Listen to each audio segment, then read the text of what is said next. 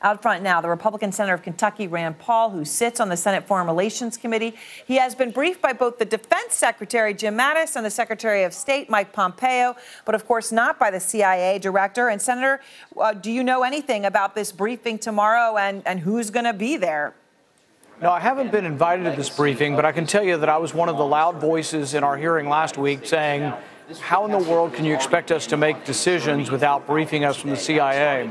I was also a loud voice saying that if I can read in the newspaper what the CIA's conclusions are, why aren't you letting me know what the CIA's conclusions were? So the CIA concluded, according to the newspaper, with high probability that the Crown Prince was involved. There also were media reports saying that the Crown Prince's brother talked to Khashoggi in advance and said, hey, you're safe to go to the consulate in Istanbul. But these were not told to me in a briefing. This was told to me by the newspaper. I don't think that's the way we ought to run our government. I think really that we shouldn't sort of secret the intelligence and only let a few people hear about it. In a democratic republic, I was elected to somehow represent Kentucky. I ought to be able to hear this intelligence information and try to make a decision on whether we should still be sending arms to this regime. Well, after all, you are on the Foreign Relations Committee, so it would appear, certainly from the title, that this would be well within your purview. You know, what we do know from these reports, right? Mohammed bin Salman reportedly sending these 11 messages in the hours before and after that brutal murder. Bruce Riedel, the former CIA official, he's an extremely respected Saudi Arabia watcher. Many top CIA respect him over the years, says to the New York Times, quote, this is the smoking gun. Now, obviously, you don't need a smoking gun per se, right, in order to know that somebody did something. You don't need it in a court of law in this country. But what is your view when you hear that? Well, you know, the CIA usually gives us reports, and they'll say what kind of probability. They'll say low probability, middle, or high. From the press reports, it's been said that the CIA has reported that with high probability they've made this conclusion. And most time you don't get a confession, you don't have a video of someone being killed. But yes, there's a lot of evidence to indicate that he did. The text messages back and forth to the team that was there doing the killing, his brother talking to Khashoggi and encouraging him to go to that consulate. So yes, there's a lot of evidence leading up, not to mention that this is an authoritarian regime where nothing happens without the approval of the Crown Prince. He runs the country, and so I have no doubt at all that the Crown Prince either directed this or absolutely knew about it going into it. And I think we could actually change the outcome of what goes on in the war in Yemen if we would simply withhold weapons from the Saudi Arabians. I think within 3 or 4 months, I think you'd actually see a change in their behavior and possibly a change in their leadership.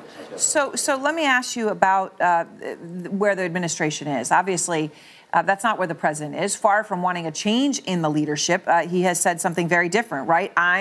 We're going to stay with Saudi Arabia, right? And Mike Pompeo, who did testify in front of the full Senate last week, came out and towed that party line. Here he is. I have read every piece of intelligence that is in the possession of the United States government.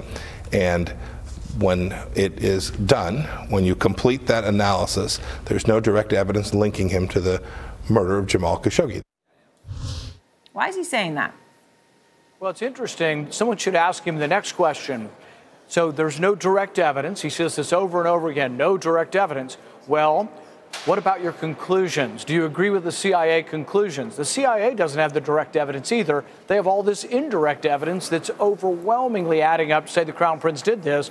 So I think Secretary Pompeo should be, so I guess you disagree with the conclusions? You disagree with this compilation of evidence that the Crown Prince was involved? And I think it's what we're seeing here is parsing words. No smoking gun, no direct evidence, and yet dozens of pieces of evidence that all point at the Crown Prince knowing, and nobody with any common sense or any amount of intellect to look at Middle Eastern relations believes that he didn't do it.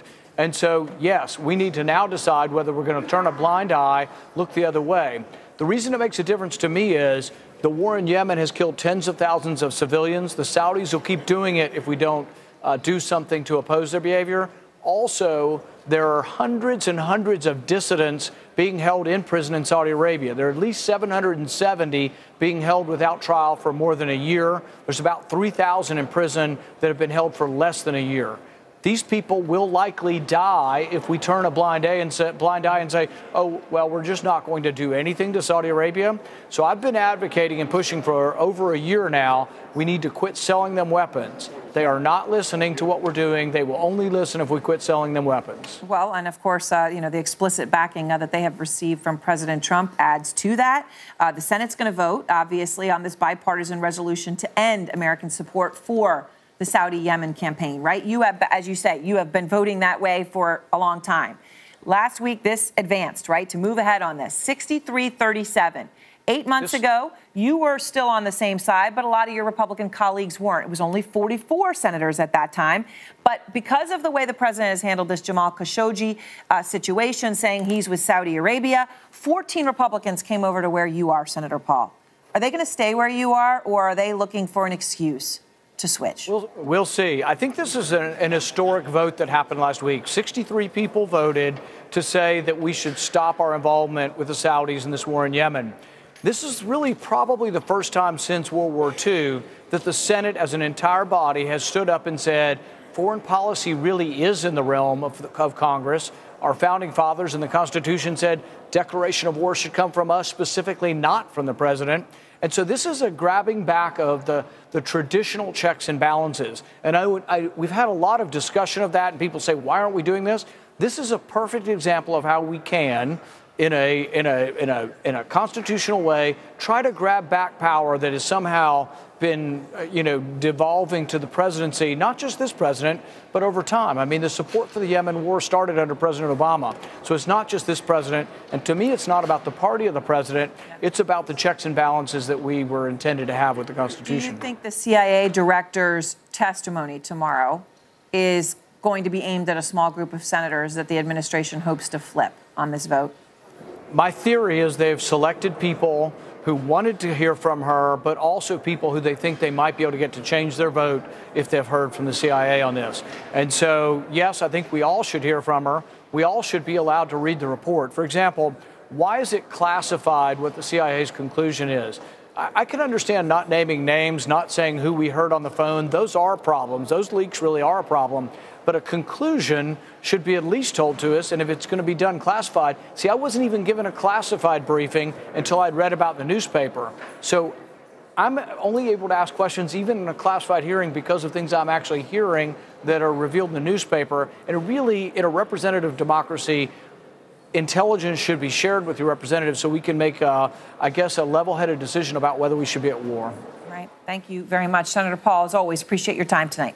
Thank you.